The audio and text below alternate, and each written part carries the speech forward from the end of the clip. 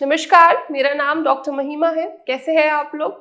आज हम बात करेंगे कि सोराइसिस में क्या एक प्रमुख ट्रिगर है जिससे खाने की वजह से या फिर उसको उपयोग करने की वजह से जो आपका सोराइसिस है वो बढ़ जाता है या फिर आपको सोराइसिस हो जाता है।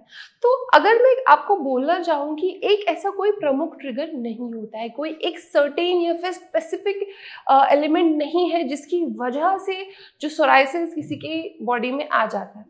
बहुत सारी चीज़ें मिलकर आपकी बीमारी को बनाती है। जैसे कि अगर कोई इंसान बहुत लंबे टाइम से नाइट शिफ्ट कर रहा है तो उनके जो सोते वक़्त जो हार्मोन हमारे कुछ हार्मोन सीक्रेट होते हैं वो सीक्रेट होना बंद हो जाते हैं और उसकी वजह से जो हार्मोनल इम्बैलेंस होता है उसकी वजह से भी सोराइसिस हो सकता है।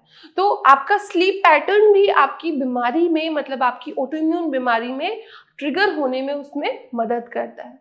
आपको चीज़ों को बैलेंस रखना है, चाहे वो आपकी नींद है, चाहे वो आपकी डाइट है या फिर आपका स्ट्रेस है।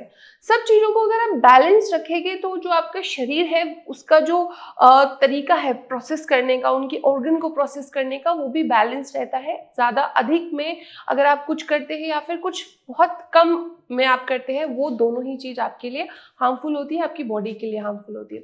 अब अगर सपोज कोई इंसान अपनी लाइफ स्टाइल में कुछ ऐसा गड़बड़ कर रहा है कि हमारा जो नॉर्मल फिनोमेना लाइफ का चलता है, बॉडी का होता है, उसके अगेंस्ट कर रहा है, तो उसमें क्या होता है कि हमारे जो हार्मोन्स है वो इम्बैलेंस हो जाते हैं और हमारे जब हार्मोन्स इम्बैलेंस हो जाते हैं तो हमारा शरीर एक ऐसी बीमारी बना देता है जिसको हम कहते हैं ऑटोइम्यून डिसऑर्डर, जिसमें सोराइसिस आता है।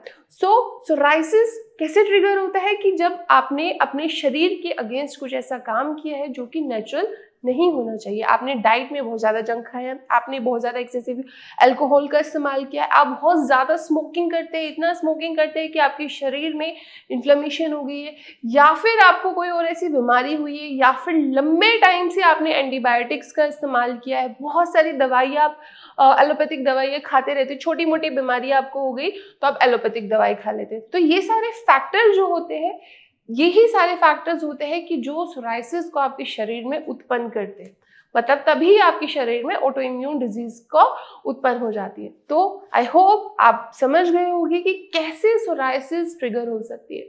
सोराइसिस तभी ट्रिगर होगी जब आप जो नेचुरल फिनोमेना बॉडी का होना चाहिए वो नहीं करते हैं, अपनी हेल्थ को खराब करते हैं।